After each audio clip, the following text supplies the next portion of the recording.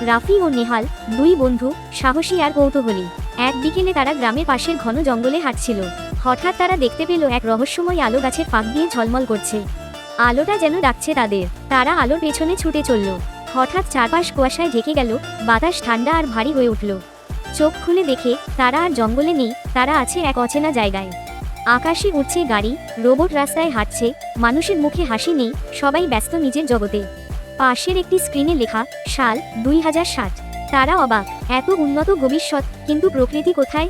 গাছ নেই, পাখি নেই, সব যেন যন্ত্রে বন্দী। একজন বৃদ্ধ বিজ্ঞানী তাদের কাছে এলেন। তিনি বললেন, তোমরা টাইম পোর্টালের মাধ্যমে ভবিষ্যতে চলে এসেছো।